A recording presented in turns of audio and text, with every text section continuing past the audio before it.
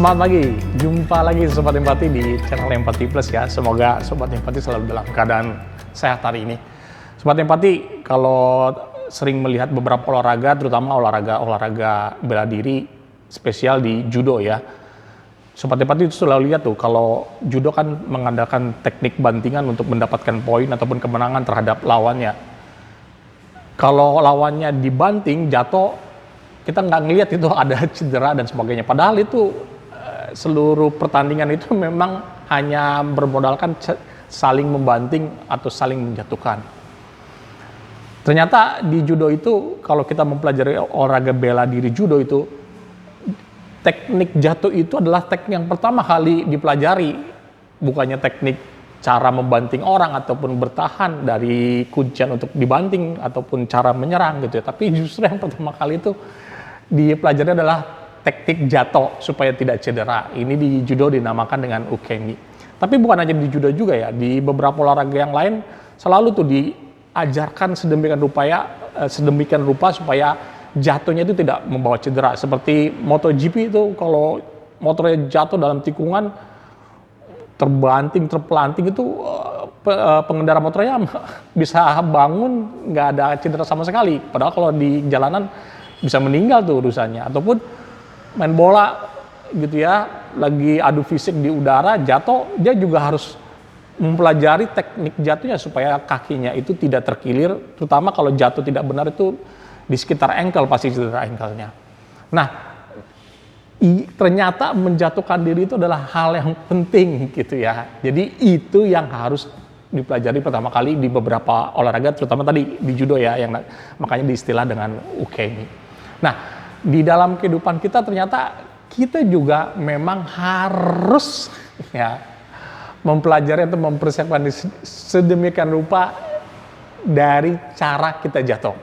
Selama ini kan kita selalu itu berpikir bagaimana supaya gue sukses ya dalam pendidikan, dalam pekerjaan, dalam karir, dalam percintaan dan sebagainya. Kita tuh sebelum di hari hanya tuh dalam penentuan ataupun dalam proses mencapai tujuan itu, kita akan selalu yang kita pikirkan itu adalah apa ya cara yang paling efektif. Kemarin salah, kita perbaiki.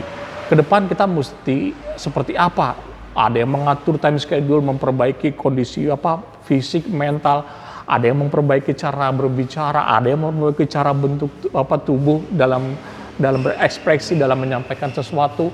Ada yang mempelajari ilmu keahlian dan sebagainya supaya tujuannya itu berhasil.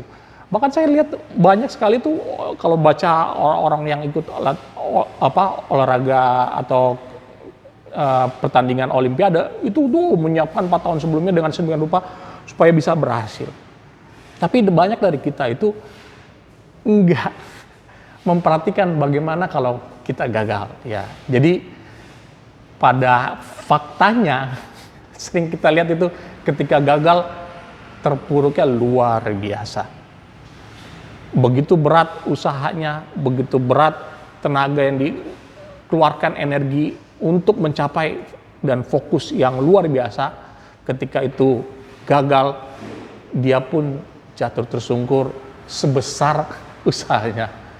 Jadi kadang-kadang kalau saya lihat itu banyak ya yang gagal tes dalam mencapai universitas yang didambakan, masuk dalam perusahaan tempat dia bekerja yang dia inginkan, mencapai jabatan yang sudah dia rancang jauh-jauh dari bawah, bahkan mengejar pujaan hati yang sudah didambakan tuh, yang ingin diraihkan untuk menjadi pasangannya.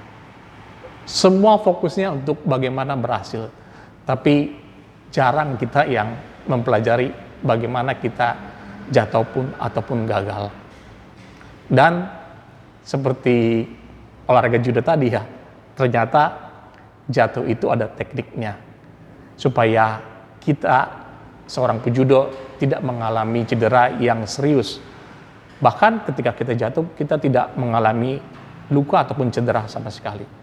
Seperti itulah juga kita mempersiapkan diri kita bukan hanya fokus untuk mendapatkan yang kita raih, sukses dengan berbagai macam cara, tapi kita juga harus mempersiapkan jikalau apa yang sudah kita targetkan itu ternyata kita gagal, supaya ketika kita mendapati di hari-hari tersebut menemui yang kegagalan, kita tidak jatuh tersungkur dengan cedera yang luar biasa.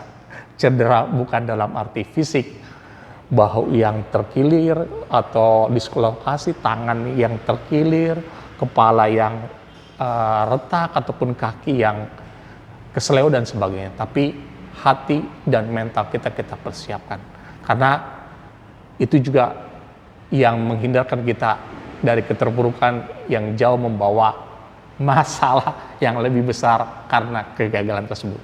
Jadi guys, perhatikan teknik jatuhnya ya, supaya kalaupun kita gagal, kita bisa bangkit kembali. Masih banyak teknik yang lain, kalau Sobat Empati punya tips untuk bangkit dari kegagalan, bolehlah share di komen di konten ini. Sampai ketemu guys di konten-konten selanjutnya. Semoga hari ini menjadi hari yang luar biasa buat kita semua. See you.